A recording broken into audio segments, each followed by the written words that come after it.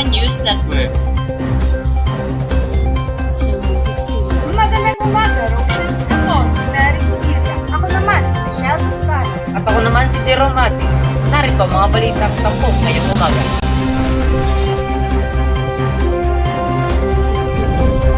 Unahin natin ang pinakamainit na balita. Visayas Power Grid itinaas sa yellow alert dahil sa epekto ng lindol. Samantala, ex-PCSO General Manager ni Sir Ruel Nagarma at ang iba niya pang kasamahan ay pinapaaresto ng korte. Dagdag bawas naman sa presyo ng langis epektibo ngayong araw. Sa susunod, sumubok naman sa cancer ang dating World Night Gold Champion na si Mika Imono. Yan at iba pang mga balita dito sa Humanista News Network. Unahin natin ang pinakamainit na balita. Visayas Power Grid itinaas sa yellow alert dahil sa epekto ng lindol. At narito ang mag-uulat, Tom Cisnardo.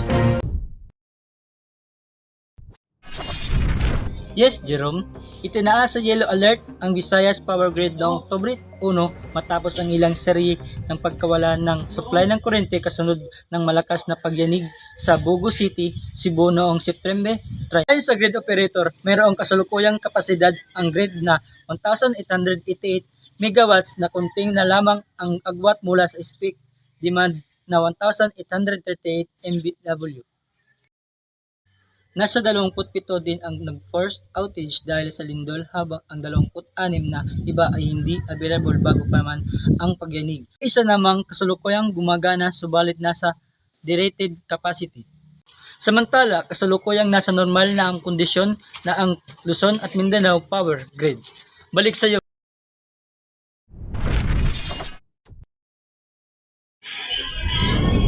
Samantala, ex-PCSO General Manager ni Sir Ruel Nagarma at ang iba niya pang kasamahan ay pinapaaresto ng korte.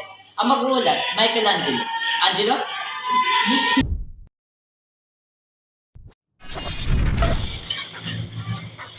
Inaaresto na ng korte si dating Philippine Charity Sweepstakes Office o PCSO General Manager Royema Garma dahil sa kasong pagpatay kay PCSO Board Secretary Wisely Barrayoga noong 2020. Sa inilabas na warrant of arrest ng Mandaluyong Regional Trial Court Branch 279 kasamang pinag-aresto sina dating National Police Commission Adalberto Leonardo, mga police official na sina Jeremy Causapin, Santi Mendoza at Nelson Mariano dahil sa kasong murder at frustrated murder ayon kay PNP spokesperson General Radolf Tiano na kinilalang isinilbi ng nasabing warrant of arrest kahit anumang posisyon man ang nakalagay dito. Balik sa iyo, Jerome.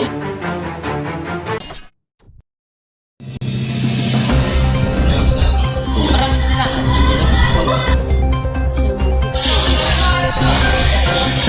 Dagdag bawas naman sa presyo ng langis epektibo ngayong araw. Pakinggan natin ang ulat ni Justin. Justin? Hello? Salamat, Mary. Yung kakasabay na nagpatupad ang mga kumpanya ng langis ng dagdag bawas sa presyo ng kanilang mga produktong petroleum. Ipinatupad na rin ang 0.20 pesos sentabo na bawas presyo sa kada litro ng gasolina, habang mayroong 0.90 centavo pesos ang dagdag sa kada litro ng kerosene. Ganon din ang diesel ay mayroong 1.90 centavo kada litro na dagdag presyo. Ito na ang pag-anim na linggong pagtaas sa diesel at kerosene.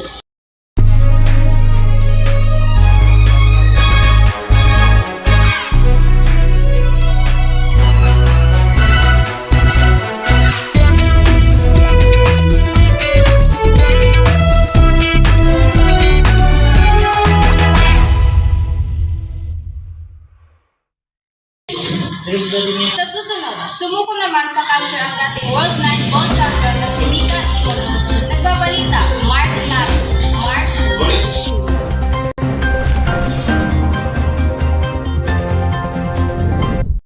Ang buong mundo ng bilyar sa sa pagpanaw ng isa sa mga legend ng sport na si Immonen ng Finland.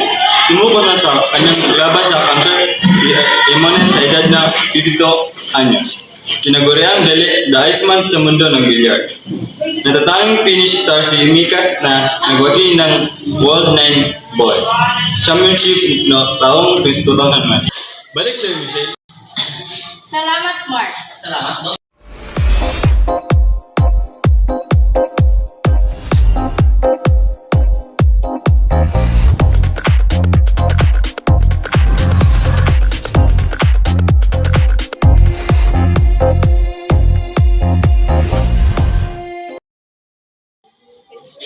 DJ Chacha, nananawagan huwag suporta negosyo ng mga kurako.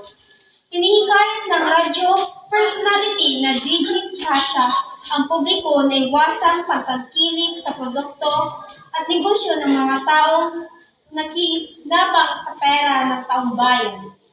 Sa kanyang Instagram page, inihayag niya ng mensahe ng pagkakataon ng accountability at ang tunay na pagkapangyarihan ay nasa mga Pinoy. Stop individual and business that benefited from government corruption. Aniya, hindi from government corruption.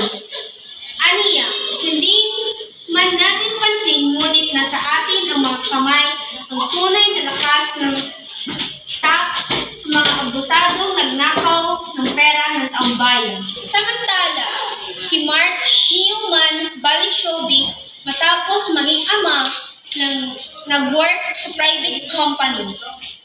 Balik serye na si Mark Newman ang isa sa original na anak ng kilalang artista salon owner na si Gio Autonomy Medina. Kaya naman, ang saya-saya ng aktor ngayon dahil pinagkatiwalaan siya ng ABS-CBN kinuha sa kanilang upcoming series. Naka-NDA, non-disclosure agreement. Ang actor kaya wala siyang may kwento kung ano ang role niya sa serye. What Lies Bennett. Pero aminado ang humusay ng mga kasama niya sa serye.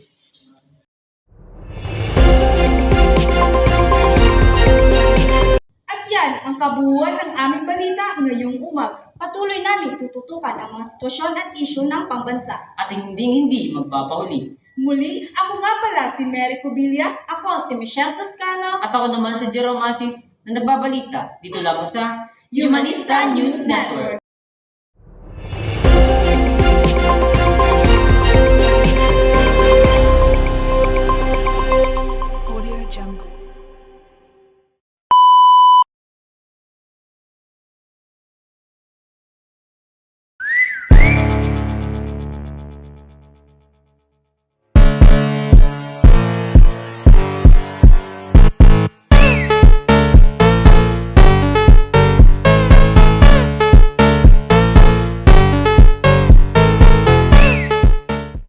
Check this out. Okay. I look good. This is Tunes Remix.